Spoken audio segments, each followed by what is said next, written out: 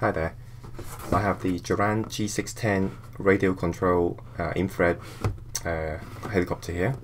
So let's first of all have a look at the box content. So you get a helicopter, a remote control, some spare propellers, that's the main propellers, as well as the stabilizers, and also the little propellers at the back, one each, a user guide, and also a charging cable. Okay, so first of all, let's take a look at the helicopter.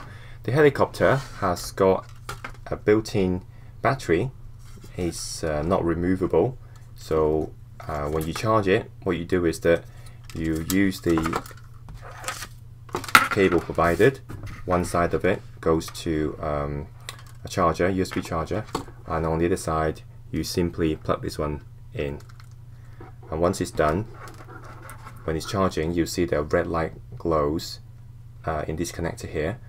When it finishes charging, which takes about 45 minutes from empty, the red light will go out, and you know that you can remove the plug, and the helicopter is ready to go. The on-off switch is on the other side.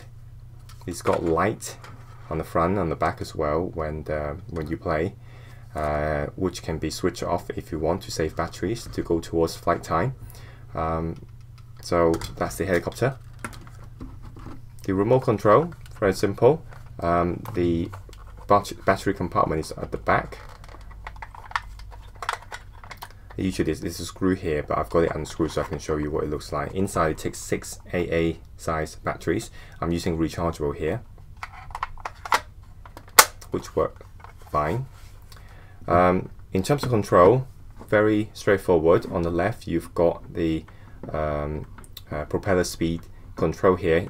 You can't move the stick left and right, it's simply up and down to control the speed of the propeller. Obviously push it up to increase the speed, push it down to decrease the speed, so you control the altitude of the helicopter. On the right here, this stick moves around 360 degrees. Left and right control the steering of the helicopter.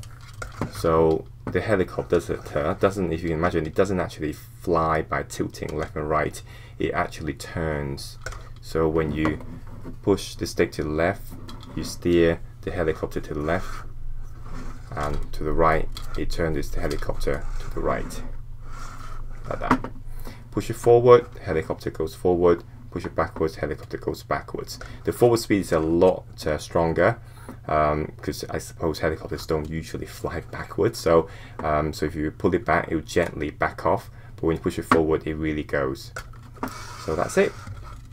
Now, there are a couple of more things, or a few more things here you'll notice. You've got a light switch here. That's the switch that I mentioned to you that controls the lights underneath the helicopter. You can turn it on and or off with this button. Speed, when you first pair the remote control with the helicopter, it will be default speed is on low. So once you've got some practice and you feel confident, you can press that button. It will go from low to high, and the propeller speed goes up considerably higher.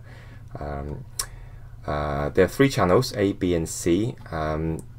In case of any interference, you can pair it with different infrared channel, so that you get an interference-free connection with the helicopter. And on the right here, you've got a dial which is called the trimmer. So what it is that when you push forward the right stick to get the helicopter to fly forward, if you find that it's veering off slightly towards one side, like turning either way, that means that it's not quite going straight, a bit like a car. So if you use a trimmer to turn it left or right, just to adjust so that it's flying straight, that's what it's used for. At the top here, one more thing, there's a USB connection, so that when you're out, if you don't have a charger with you, like a external battery pack, you can actually use the battery you've got inside the remote control and the charging cable, and use that to charge the helicopter, which is very handy. So that's about it. So after this, I'll show you some footage of me playing my helicopter indoor. Thanks for watching.